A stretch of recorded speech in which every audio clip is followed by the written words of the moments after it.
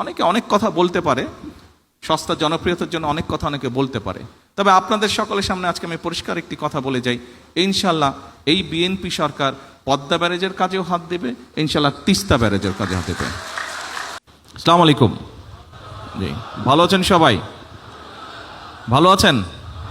আচ্ছা আচ্ছা আচ্ছা। কিন্তু গরম বোধহয় বেশ পড়েছে, তাই না? গরমে তো সবারই কষ্ট হচ্ছে।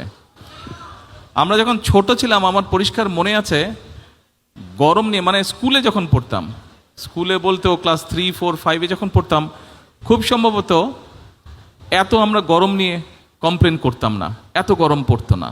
আবার একইভাবে প্রায় অনেক বছর আমাকে দেশের বাইরে থাকতে হয়েছে, বাট এর মধ্যে প্রায় যখন দেশের শীতের সময় কথা হতো, প্রায় দেখতাম আমাদের পরিচিত লোকজন, অলমোস্ট এখানে অনেকেই দলীয় লোকজন যারা আছেন, আপনাদের সাথে প্রায় আমার জুমে মিটিং হতো, দেখতাম যে খুব যে গরম কাপড় সবাই পরে আছে তা না। অনেককেই শুনতাম শীত পড়েই নাই, ডিসেম্বর জানুয়ারি মাসেও বলতো শীত পড়ে নাই, অর্থাৎ জানুয়ারি মাসে প্রথম সপ্তাহে বা দ্বিতীয় সপ্তাহ দিকে বলতো যে মাঝে মাঝে একটু শীত পড়েছে, অর্থাৎ শীতও তেমন পড়ে না। পরিষ্কার আমার মনে আছে, আমরা যখন স্কুলে পড়তাম, আমি যখন স্কুলে ছিলাম, তখন 26শে মার্চের যেই স্কুলে প্রোগ্রাম হতো, স্বাভাবিক আপনারা নিশ্চয়ই অনেকেই করেছেন, 26শে মার্চ আসে স্কুলে একটা সাংস্কৃতিক অনুষ্ঠান হতো। আমার পরিষ্কার মনে আছে 26শে মার্চের প্রোগ্রামে যখন রিহার্সেল দিতাম স্কুলে, সেই সময় কিন্তু সোয়েটার পরে থাকতাম, শীত থাকতো। মানে আমার বয়সী যারা আছেন তাদের নিশ্চয়ই এরকম এখানে মনে আছে এরকম বিষয়টি। এখন এই যে দুটো ঘটনা বললাম, গরম এবং শীত, আমরা কিন্তু এই বিষয়টি নিয়ে আজকে এখানে বসেছি। অর্থাৎ আমাদের ক্লাইমেট কিন্তু, আবহাওয়া যেটাই বলি, ক্লাইমেট বলি, আবহাওয়া বলি, এগুলো কিন্তু চেঞ্জ হয়ে যাচ্ছে। আমি যখন এখানে আসলাম, এই অনুষ্ঠানে যোগ দিতে আসলাম, আসার পরে ভিত্তিপ্রস্তর স্থাপন করলাম। ভিত্তিপ্রস্তর স্থাপনের পরে আরও দুটো কাজ করেছি। একটি হচ্ছে একটি তাল গাছের চারা রোপণ করেছি, এবং একই সাথে একটি পুকুরে মাছ ছেড়েছি, পুকুরটা আপনারাও দেখেছেন। আর একই সাথে আরেকটি ছোট্ট অনুষ্ঠান হয়েছে, যেই এখানে স্থাপনা তৈরি হবে, সেই স্থাপনা কেমনভাবে হবে, কী হবে, এখানে আর্কিটেক্ট সাহেব আছেন, উনিও বোঝালেন, এবং আবহাওয়ার সাথে সামঞ্জস্য রেখে এই বিল্ডিংটাকে ওনারা ডিজাইন করছেন। এখন এই যেই জায়গাটা করছি, আপনারা এই যেই জায়গাটা আজকে আমরা দাঁড়িয়ে আছি, আমি আসার সময় দেখলাম একটা জায়গায় বালির উপরে একটা ডিঙি নৌকার মতন বেশ বড় একটা নৌকা পড়ে আছে, নিশ্চয়ই আপনারাও দেখেছেন, একটা টার্নিংয়ের ওখানে।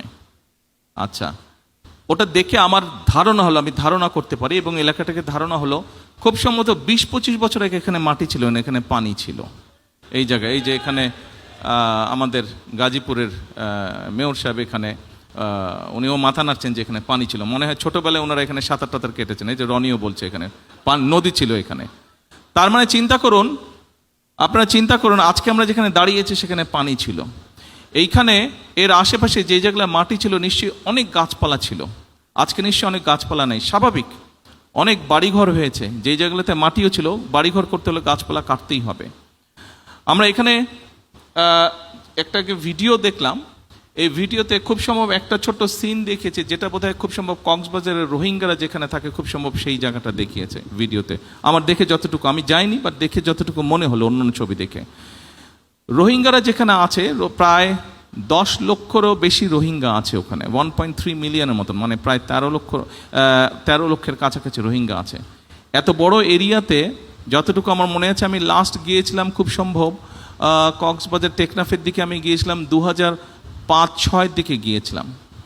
তার আগে যখন গিয়েছিলাম তখন আমি দেখছিলাম যেই জায়গাগুলো গাছে ভরা ছিল, সেই জায়গাগুলো স্বাভাবিকভাবে রোহিঙ্গাদের বাসস্থান তৈরি করা হয়েছে, অর্থাৎ হাজার হাজার গাছ কেটে ফেলা হয়েছে।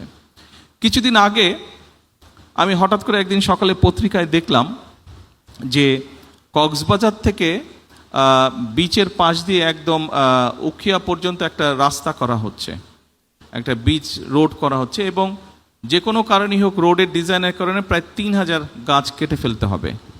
তো দেখার পরে আমি তারপরে এইটার দায়িত্বে যেই মন্ত্রী আছেন, ওনাকে আমি ফোন করে নিউজটা আমি ওনাকে পাঠিয়ে আমি বললাম যে ওদের সাথে কথা বলেন, ডিজাইনটাকে একটু চেঞ্জ করা যদি সম্ভব হয় ভালো হয়, এই গাছ কাটা যাবে না। কি করবে না করবে সেটা তারা ডিসাইড করুক, ইঞ্জিনিয়াররা তারা ডিসাইড করুক, কিন্তু এই গাছ কাটা যাবে না। সম্মানিত উপস্থিতিবৃন্দ, দুর্যোগ আসবে, প্রকৃতির দুর্যোগ, প্রাকৃতিক দুর্যোগ আমরা যেটাই যেভাবে বলি আসবে, আমরা সেটাকে কিন্তু বন্ধ করতে পারবো না, সেটাকে নিয়ন্ত্রণ করার ক্ষমতা আমাদের নেই। কিন্তু এই যে আমি কয়েকটা কথা বললাম, এখানে বেশ কয়েকটি কথা আছে। অর্থাৎ আজকে কেন এই জায়গাটা যেখানে পানি ছিল এখানে মাটি ভরতে হলো, এখানে অফিস আদালত হচ্ছে, স্কুল কলেজ হচ্ছে, হাসপাতাল হচ্ছে, বাসস্থান তৈরি হচ্ছে। অর্থাৎ আমাদের জনসংখ্যা বাড়ছে, আমাদের জনসংখ্যা বাড়ছে। এই জনসংখ্যা একদিকে যেমন বাড়ছে, তাদের বাসস্থানের প্রয়োজন। আরেকটা জিনিস খেয়াল করে দেখবেন খুবই জরুরি, সেটি হচ্ছে বাসস্থান তৈরির সাথে সাথে মানুষের স্কুল কলেজ সব কিছু তৈরি হওয়ার সাথে সাথে কিন্তু ফসলি জমির পরিমাণও করছে। বাংলাদেশ একটি জনবহুল দেশ, যেমন দুর্যোগ প্রবণ একটি এলাকা, ঠিক একইভাবে একটি জনবহুল দেশ। কাজে আমাদেরকে অল্প একটু দুর্যোগ হলেই কিন্তু মানুষ ক্ষতিগ্রস্ত হয়, অল্প একটু দুর্যোগ হলেই কিন্তু আমাদের ফসল হানি হয়, আমাদের গবাদি পশু নষ্ট হয়। সেই জন্য আজকের এই অনুষ্ঠানটির মূল যে লক্ষ্য বা বিষয়টি, সেটি হচ্ছে আমার ধারণা দুটি। এক, এখানে যেটা শুনেছি, আমি যেটা জানি, যে এই প্রতিষ্ঠানটি তৈরি হওয়ার পরে এখানে আমাদের ক্লাইমেট বা আবহাওয়া যে চেঞ্জ হচ্ছে সেইটি সম্পর্কে রিসার্চ করা, কিভাবে এই বিষয়গুলোকে আমরা ট্যাকেল করব। অ্যাট দ্য সেম টাইম সেটি ভূমিকম্প হোক, সেটি অন্য জলোচ্ছ্বাস হোক, যেটি হোক, সেখান থেকে আমরা কিভাবে আমাদের সম্পদ এবং মানুষকে আমরা রক্ষা করব। যারা কাজ করবে এই কাজে তাদেরকেও ট্রেনিং দেওয়া হবে, তাই তো, তাদেরকেও ট্রেনিং দেওয়া হবে। এখন এই যে ট্রেনিং দেওয়া হবে, 20 কোটি মানুষের মধ্যে আপনি কতজনকে ট্রেনিং দিতে পারবেন? আমি কিছুদিন আগে ভূমিকম্পের বিষয়, বাংলাদেশে গত কয়েক মাসে বেশ অনেকগুলো ভূমিকম্প হয়েছে। আলহামদুলিল্লাহ, আল্লাহর রহমত যে ভূমিকম্প এমন পর্যায়ে যায়নি যেখানে প্রাণহানি ঘটতে পারে। কিছু ইনজুরি হয়েছে, ছোটোখাটো হয়তো হয়েছে, কিন্তু ম্যাসিভ আকারে কিছু নেই। আল্লাহর কাছে হাজারো লক্ষ কোটি শুকরিয়া। এই যে ভূমিকম্প হচ্ছে, এটির একটি অন্যতম কারণ হচ্ছে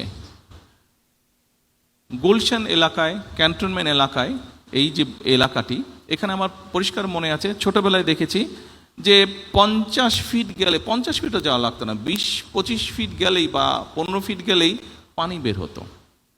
এখন আমি শুনেছি সেখানে প্রায় 600-700 ফিট নিচে যেতে হয় পানি পাওয়ার জন্য। এবং এটি আপনারা এখানে অনেকেই আছেন হয়তো কম বেশি ডাইরেক্টলি না হলে ইনডাইরেক্টলি কৃষিকাজের সাথে জড়িত, আপনারা এই খবরটা আপনারা জানেন।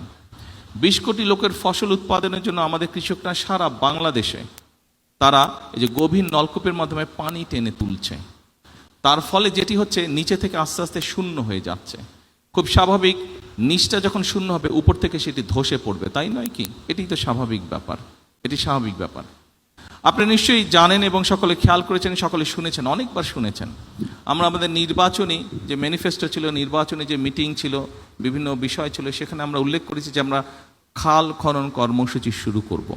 আমরা সরকার গঠন করেছি আলহামদুলিল্লাহ, এবং আমরা আমাদের সেই প্রতিষ্ঠিত খাল খনন কর্মসূচি শুরু করেছি।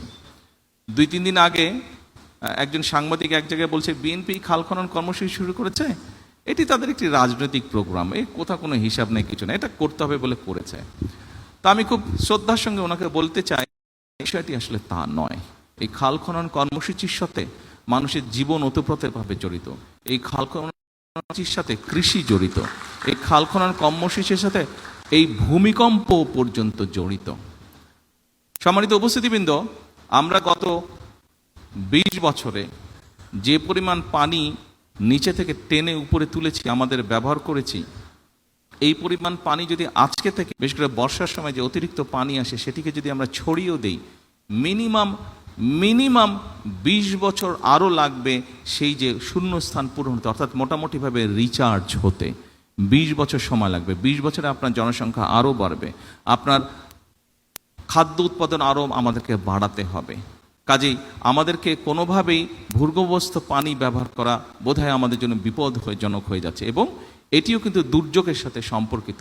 যেভাবেই হোক আমাদেরকে খাল খনন কর্মসূচি শুরু করতে হবে। আপনারা নিশ্চিত পত্রিকায় দেখেছেন, কয়েকদিন আগে আমরা একটি সিদ্ধান্ত নিয়েছি যে আমাদের উত্তর অঞ্চল, দক্ষিণ অঞ্চলে, বিশেষ করে রাজশাহীতে আমরা পদ্মা নদীর সাথে পদ্মা ব্যারাজ তৈরি করব। আমরা যেখানে পদ্মা ব্যারাজ এই জন্য আমরা তৈরি করব যে সীমান্তের ওপারে তারা ব্যারাজ তৈরি করার, বাঁধ তৈরি করার মাধ্যমে বিভিন্নভাবে পানি তারা নিচ্ছে, কিন্তু আমাদের কাছে যেই পানিটি আসছে শুকনো মৌসুমে হয়তো আমরা কম পাচ্ছি, যার ফলে যেটা হচ্ছে পানিতে, নদীতে পানির স্রোত কমে যাওয়ার ফলে অনেক সমস্যা হচ্ছে। আস্তে আস্তে আশপাশগুলো শুকিয়ে যাচ্ছে। আপনারা নিশ্চয়ই দেখেছেন, ছোটবেলায় আমরা দেখেছি পদ্মা নদীর এপার থেকে ওপার দেখা যায় না, এখনও দেখা যায় না, তবে তখন পানি ছিল, এখন পানি শূন্য, দেখা হয়তো এখনো যায় না এপার থেকে ওপার। কেন চাচ্ছি আমরা ব্যারাজটি করতে? এই ব্যারাজটি আমরা এই জন্য করতে চাচ্ছি যে বর্ষাই বলুন, শুকনো মৌসুমি বলুন, যখনই হোক আমাদের দেশের মানুষ, কৃষকই হোক বা যে কোনো মানুষ হোক, তারা যাতে পানি পায়। আরেকটি ডেঞ্জারাস ব্যাপার হচ্ছে এই ফারাক্কা বাঁধ হওয়ার কারণে যেটি হচ্ছে, ধীরে ধীরে যেহেতু পানির পরিমাণ কম, সেজন্য ধীরে ধীরে যেটি হচ্ছে সমুদ্রের পানি দক্ষিণ অঞ্চলে ঢুকছে। ফলে সুন্দরবন সহ ওই সকল অঞ্চলে যেই সমস্যাগুলো আছে, নোনতার কারণে নোনতা পানি বেশি পরিমাণে ভিতরে চলে আসার কারণে বিভিন্ন গাছপালা নষ্ট হচ্ছে, যে বিভিন্ন পশু বিলুপ্ত হয়ে যাচ্ছে। কাজেই আমরা যদি সেই প্রেশারটাকে রাখতে চাই, আমাদেরকে এই ব্যারাজটা নির্মাণ করতে হবে এবং ব্যারাজের মধ্যে আমরা পানি ধরে রাখবো। যখন বাড়তি পানি, বর্ষার মৌসুমে যেই পানিটা আসে, সেই পানিটি আমরা ধরে রাখতে পারবো, যাতে করে সেই পানিটি আমরা আমাদের মানুষের জন্য কাজে ব্যবহার করতে পারি, সেই পানিটিকে আমরা আরও যাবতীয় কাজে ব্যবহার করতে পারি। এবং শুধু এটাই নয়, এটার সাথে আরেকটি সমস্যা আছে। আমাদের ব্রহ্মপুত্রে যে তিস্তা নদী যেটি আছে, আপনারা পত্রিকায় অনেকবার দেখেছেন। অনেকে অনেক কথা বলতে পারে, সস্তা জনপ্রিয়তার জন্য অনেক কথা অনেকে বলতে পারে, তবে আপনাদের সকলের সামনে আজকে আমি পরিষ্কার একটি কথা বলে যাই, ইনশাল্লাহ এই বিএনপি সরকার পদ্মা ব্যারেজের কাজেও হাত দেবে, ইনশাল্লাহ তিস্তা ব্যারেজের কাজে হাত দেবে। যারা বিভিন্ন বড় বড় কথা বলছে, তাদের দেশে পরিষ্কারভাবে বলতে চাই, এই যে আজকে এখানে দুর্যোগ মন্ত্রী বসে আছেন, এই লোকটার নেতৃত্বেই তিস্তায় বিএনপি কর্মসূচি পালন করেছে, যা বাংলাদেশে অন্য কোনো রাজনৈতিক দল করে নাই। তারা হয়তো বড় বড় কথা বলেছে, গরম গরম কথা বলেছে, কিন্তু কাজ যদি কেউ করে থাকে, ডেলিভারি যদি কেউ করে থাকে, পরিস্থিতি যদি কেউ তৈরি করে থাকে, সেটা বিএনপি করেছে। ইনশাল্লাহ বিএনপি সেটা করবে। এখন উপস্থিতিবৃন্দ, যেই কথাটা আমি বলেছি, দুর্যোগ আমরা থামাতে পারবো না, কিন্তু আমরা যেটা করতে পারি, আমরা দুর্যোগ সম্পর্কে মানুষকে ওয়াকিফাল করতে পারি। আমরা যেটা করতে পারি, আমরা মানুষকে সচেতন করতে পারি। আজকে এই অনুষ্ঠানের একটি শপথ হওয়া উচিত, আমরা শুধু মানুষকে সচেতনই করব না, আমরা নিজেরাও সচেতন হব।